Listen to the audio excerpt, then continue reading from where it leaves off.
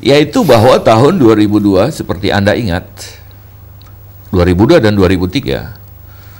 Kenapa ketika itu saya mati-matian mendukung itu? Karena Presiden Megawati mengeluarkan kebijakan bahwa kita harus meningkatkan belanja publik.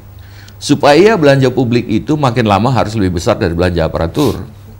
Karena apa? Meningkatnya belanja publik dari belanja aparatur itu adalah salah satu indikator penting dari demokrasi yang namanya demokrasi budget. Kita jangan bicara deh demokrasi kalau belanja aparatur itu masih jauh lebih dominan dari belanja publik. Nggak usah bicara soal demokrasi pelayanan publik. Nah sekarang, ya, kalau kita lihat, tahun 2004 mulai dilaksanakan di APBD bahwa dibagi dua. Kalau dulu kan anggaran kita, anggaran rutin dan pembangunan namanya. Tahun 2004 di APBD mulai dibuat namanya anggaran belanja aparatur dan belanja publik. Supaya makin jelas bahwa angka belanja publik itu harus makin tinggi. Nah sekarang, dari 2005 sampai sekarang, Anda lihat nggak APBN dan APBD itu? Belanja aparatur dan belanja publiknya kalau dibuat kategori itu, tidak lebih dari 30% belanja publik itu. Belanja aparatur tetap 70%. Jangan mengharapkan bahwa persoalan mengurus masyarakat ini akan bisa lebih baik kalau belanja publiknya itu tidak meningkat. Ya, tapi apa langkahnya apa nih? Kita harus jelas mengatakan bahwa belanja publik itu harus meningkat. Kita sudah menyatakan itu. Saya bisa kemukakan angka di daerah-daerah yang kabupaten dan kota yang dipimpin oleh PDI Perjuangan, kita berikan instruksi. Coba Anda lihat Seragen. Coba Anda lihat Blitar misalnya.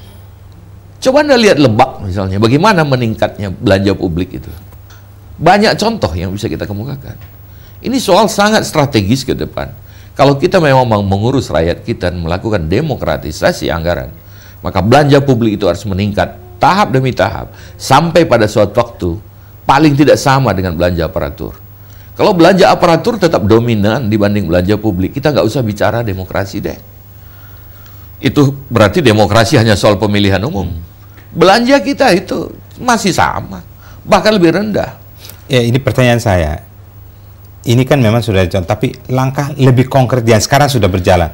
Apa langkah kita kan supaya publik itu melihat oh ada muncul gitu. Media juga akan menyoroti lebih.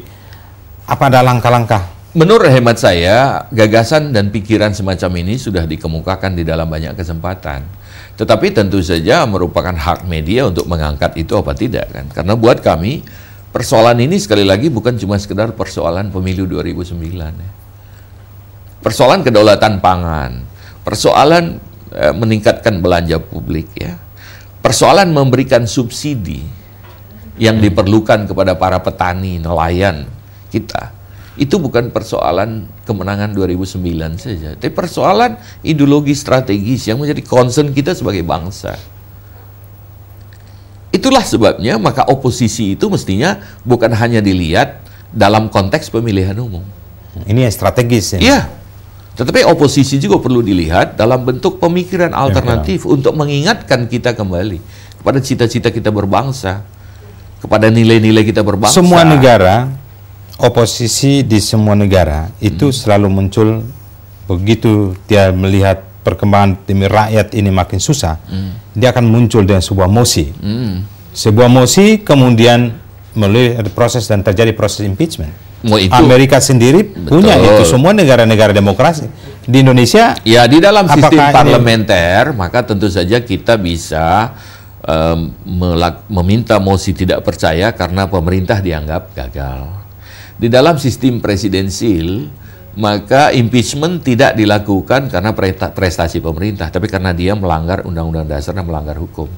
Karena itu selama prestasi pemerintah dianggap tidak baik, maka dia dihukum melalui pemilihan umum.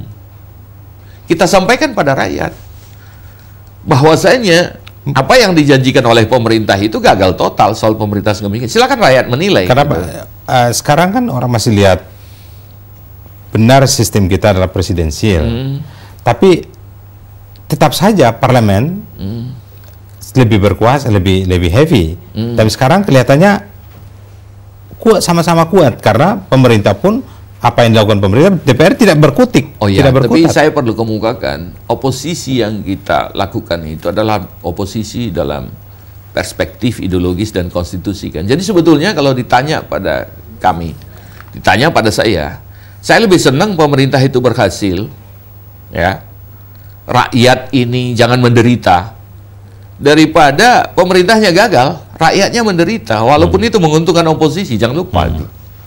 Bukan berarti bahwa oposisi senang kalau rakyat menderita, pemerintah gagal, enggak. Kayak pegadaian aja. Iya, kita justru sebetulnya lebih senang kalau pemerintah berhasil, rakyat kita menjadi makin sejahtera gitu.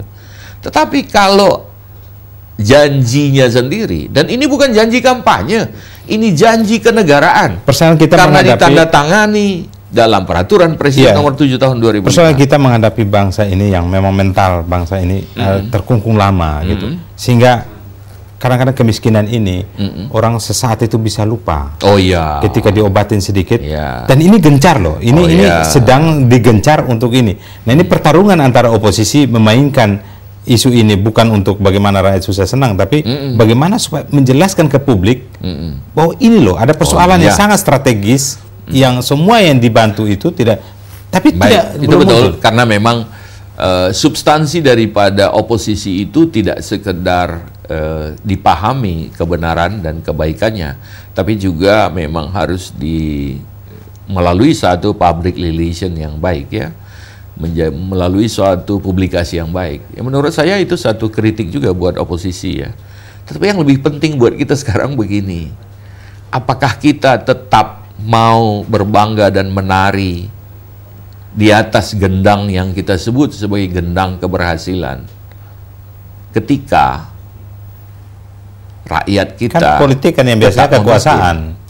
Itu betul, tetapi pada suatu waktu ketika penguasa itu turun, dan pada suatu waktu akan turun, dia ingin dikenang sebagai apa? Ingin dikenang sebagai